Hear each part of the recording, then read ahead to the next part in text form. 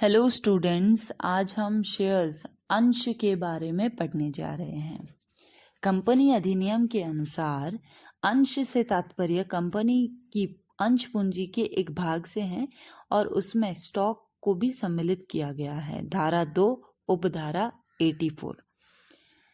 अब इसके एक डेफिनेशन दे रखी है न्यायमूर्ति फॉरवेल की। अंश किसी अंशधारी का कंपनी में हित है, प्रथमतः दायित्व और लाभांशों के तथा द्वितीय हित के उद्देश्यों के लिए धनराशि द्वारा मापा जाता है। इसमें पार्षद अंतर नियमों के अनुरूप अनुबंधों की श्रृंखला समाहित होती है। इन शॉर्ट, अंश कंपनी की अंश पूंजी का वह भाग है जो यह किसी अंशधारी के कंपनी में हितों तथा दायित्व का मौद्रिक माप है। यह वह आधार है जिसके द्वारा इसके धारकों को कंपनी अधिनियम तथा अंतर नियमों के अधीन अनेक अधिकार प्राप्त होते हैं। What is the shares and types of shares? To take the right step for becoming a session investor, you must understand that what you can invest a variety of stock market instrument. These include share derivatives, mutual funds, and bonds. Among these, there are around 18 million investors in the stock and equity market. Stock and equity account for around 12.9% of the total investment in India. अब shares क्या होते हैं? In simple words, shares indicates a unit of ownership of the particular company. If you are shareholder of a company, it implies that you as investor hold a percentage of ownership of the issuing company. As a shareholder, you stand to benefit in the event of company's profit and also bear the disadvantage of the company's losses. Shares जो होता है वो company के profit का भी भाग होता है और उसके लॉसेस का भुगतान करने वाला भी शेयर होल्डर ही होता है। इसकी कुछ कैरेक्टरिस्टिक्स है। अंश किसी कंपनी के अंशधारियों को उस कंपनी में हित है। अंशधारी और कंपनी के अधिकारों और दायित्वों की गठरी है। अधिकार और दायित्व का नियमन है। फिर स्पेसिफिक गुड्स भी इस शेयर्स में ही आता है। फिर है कि चल संपत्ति, व्यक्तिगत संपत्ति, फिर है कि इसका एविडेंस, ये सारी पैसिव प्रॉपर्टी, ये सारी की सारी चीज़ें क्या होती है? हमारी अंशी मानी जाती। अब हम आगे देखते हैं कि स्टॉक क्या होता है।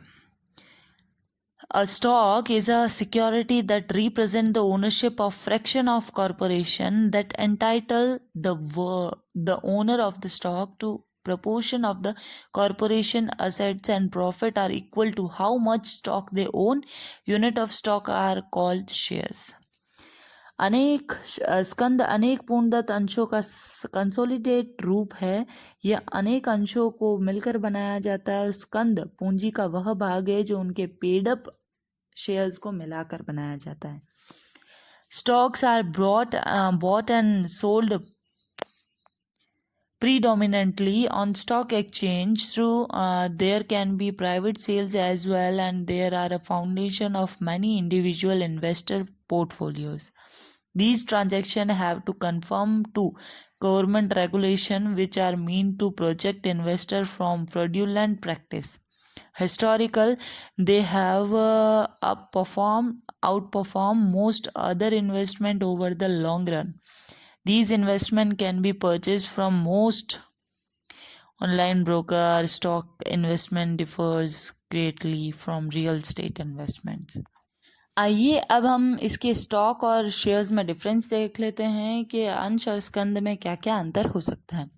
सबसे पहला meaning, stock are the ownership of the company and company's shares as the owner of the particular company.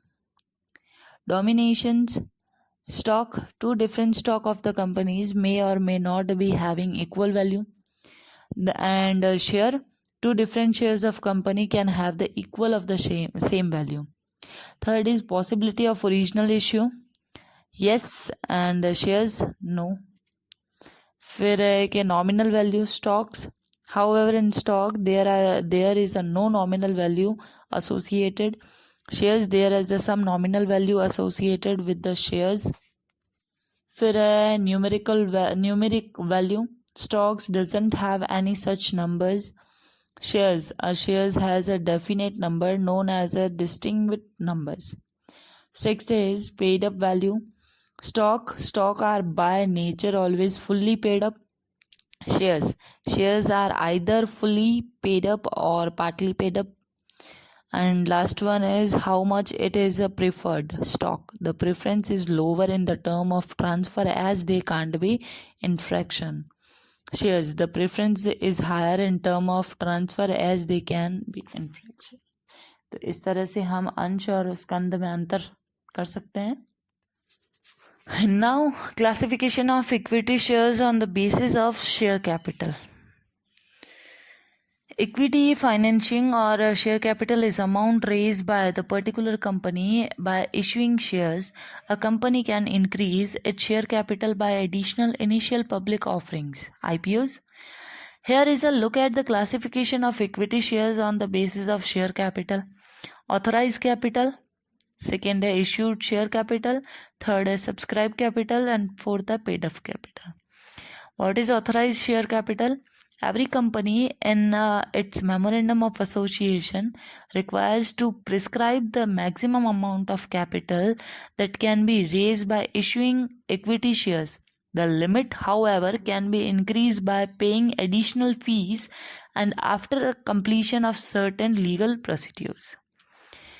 Second one, issued share capital, the implies the specified portion of the company's capital which has been offered to investor through issuance of equity share. For example, if the nominal value of one stock is 200, the company issues 20,000 equity share. The issue share will capital 40 lakhs.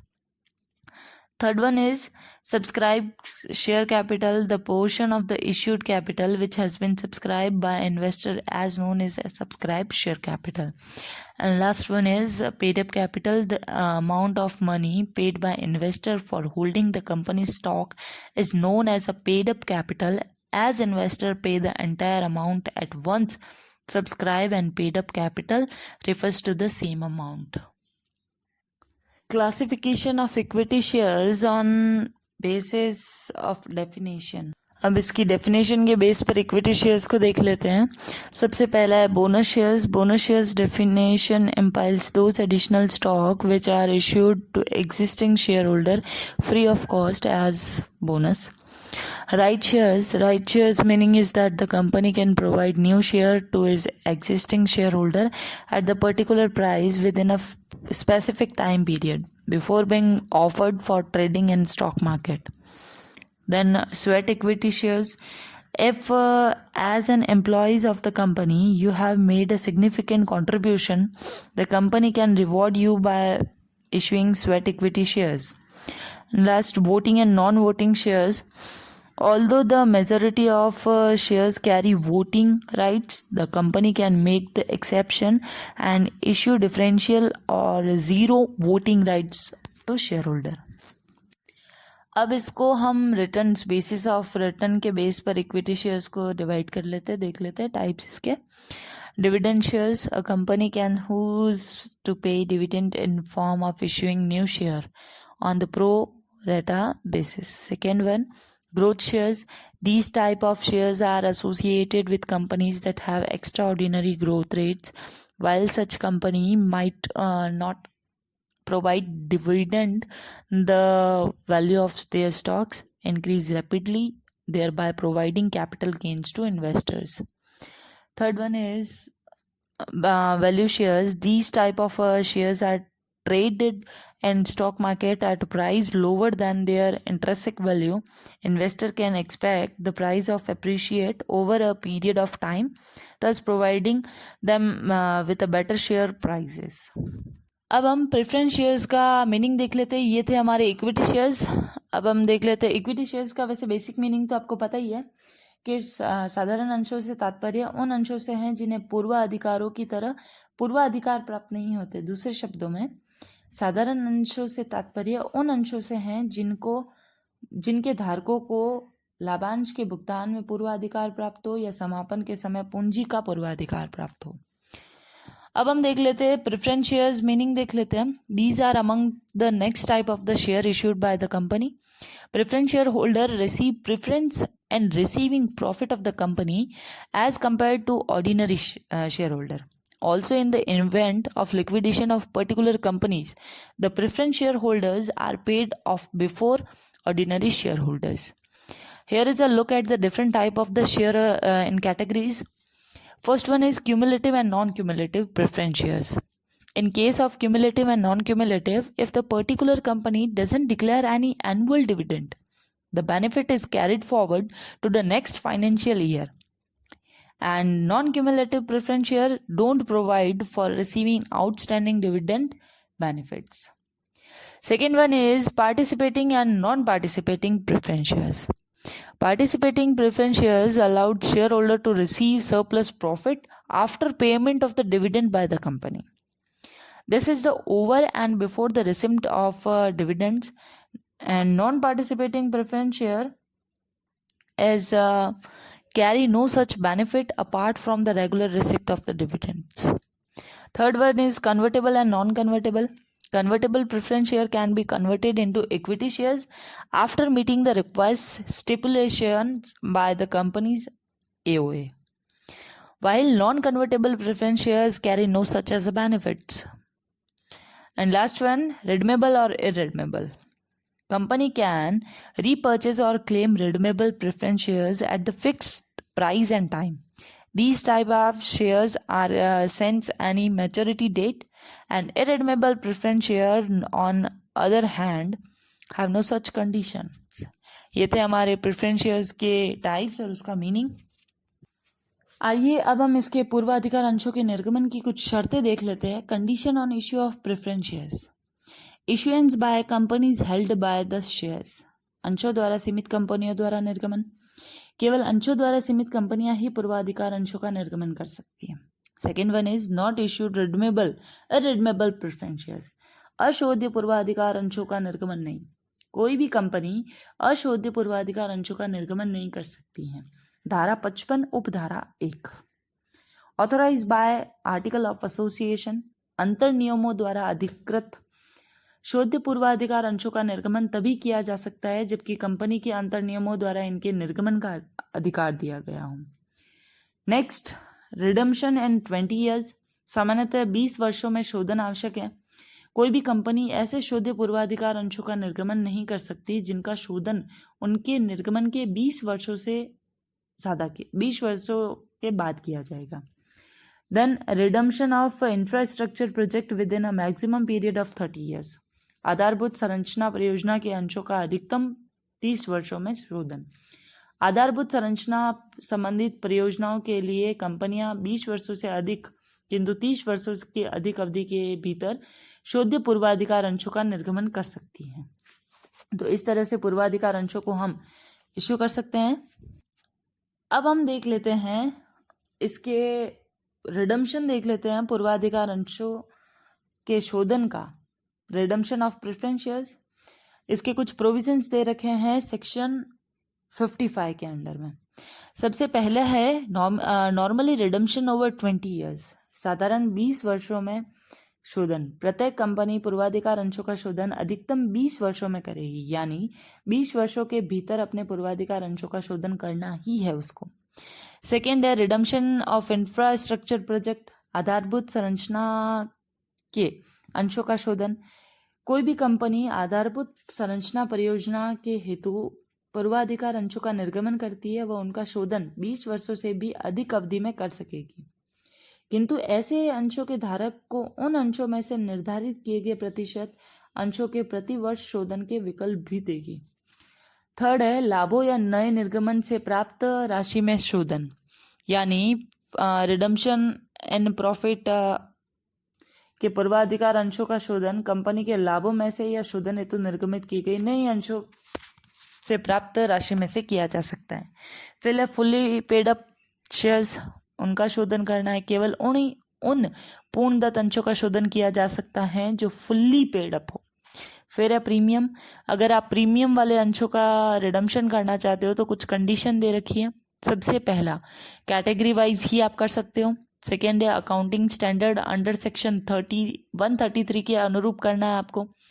फिर है कि लाभों में से व्यवस्था करनी है आपको, और उसके पहले कि ऐसी व्यवस्था अंशों के शोधन से पूर्व की गई हो। फिर है हमारा कैपिटल रिडम्पशन रिजर्व अकाउंट बनाना। ये अकाउंट बनाकर हम अपनी रिडम्पशन की अमाउंट को उसमें डाल देंगे यदि खाते में अंशों के अंकित मूल्य से कम राशि अंतरित की जाती है तो अंशों का शोधन कर दिया जाता है। उसके बाद कभी कभी कुछ कंपनी अपने पूर्वाधिकार अंशों को उनके निर्गमन की शर्तों के अनुरूप शोधन करने और उन पर लाभांश का भुगतान करने की स्थिति में नहीं होती है, तो ऐसे में वह कंपनी उन अंशों को शोधन करने और उन पर लाभांश प्राप्त करने के लिए कहती है। फिर है हमारा नए अंशों के निर्गमन और पुराने अंशों के शोधन से पूंजी में वृद्धि या कमी नहीं मानना। के अधिनियम में यह स्पष्ट कर दिया गया है कि अंश पूंजी निर्गमित की जाती है या निर्गमित किए जाए या पूर्वाधिकार अंशों का शोधन किए जाए तो इन्हें पूंजी में वृद्धि या कमी नहीं माना जाएगा। फिर है कि पूंजी शोधन संचय खाते का बोनस अंश हेतु उपयोग करना, कि जितनी भी हमारी ये रिडम्पशन की कैपिटल रिडम्पशन अकाउंट में जो भी हमारी अमाउंट आती है उसको हम सदस्यों को बोनस इश्यू करने में उसका यूटिलाइजेशन कर सकते हैं। फिर है निर्गमन की शर्तों के अनुसार शोधन, यानी कि शोधन उन्हीं शर्तों पर किया जाएगा जो पहले जो जब इश्यू किए गए थे तो जो कंडीशन रखी गई थी उन्हीं कंडीशन के बेस पर किया जाएगा। एंड लास्ट वन इज के शोधन का टाइम क्या है, कि शोधन या तो देखो किसी विशेष घटना पर घटित हो सकता है या कंपनी की खुद की डिजायर के ऊपर या फिर अंशधारियों की इच्छा पर। तो इस तरह से थे हमारे ये रिडम्पशन कर सकते हैं हम प्रेफरेंस शेयर्स का। आइए अब हम प्रेफरेंस शेयर और इक्विटी शेयर में डिफरेंस देख लेते हैं कि voting rights, the holder of the shares don't enjoy any voting right accept eight there class meeting. Preference shares को कोई भी वोट देने का राइट नहीं होता है, पर जनरली इक्विटी शेयर्स होल्डर को वोट देने का राइट होता है। सेकेंड है हमारा payment of dividend, the holder of these shares have the preference right as the payment of the dividend. Preference shares holder जो भी होते हैं उनको ये राइट होता है कि वो अपने डिविडेंड को पहले बाकी शेयर होल्डर से पहले वो अपना डिविडेंड ले सकते हैं, और इक्विटी शेयर्स को प्रेफरेंस शेयर होल्डर को डिविडेंड देने के बाद में उनको डिविडेंड मिलता है। फिर है repayment of the capital, the holder of the shares have to the preference share right as to the repayment of preference share capitals. Capital भी अगर उनका रीपेमेंट कर रहे हो तो सबसे पहले उनको राइट है, प्रेफरेंस दी जाती है। और इक्विटी शेयर को कि प्रेफरेंस शेयर को देने के होल्डर को देने के बाद उनको मिलता है। फिर है rate of dividend, the rate of dividend is a fixed, किसमें, प्रेफरेंस शेयर्स में, और इक्विटी शेयर में हर साल बदलती रहती है। फिर है convertibility, preference share can be converted into equity shares. Preference share equity share में हम बदल सकते हैं प्रेफरेंस शेयर को, जबकि इक्विटी शेयर को हम प्रेफरेंस शेयर में कभी भी नहीं बदल सकते। फिर है redemption, the preference share are redeemable during the life time of the company. Company के लाइफ टाइम में जब तक कंपनी है तब तक प्रेफरेंस शेयर को हम उसका शोधन करवा सकते हैं, जबकि equity share are not redeemable during the life time of the company. Company के लाइफ टाइम में उसका कभी भी हम रिडम्पशन नहीं कर सकते, शोधन नहीं कर सकते। तो आज हमने इक्विटी और प्रेफरेंस शेयर के बारे में पढ़ा, स्टॉक के बारे में पढ़ा। तो आज की क्लास हम यहीं ख़त्म करते हैं। Thank you.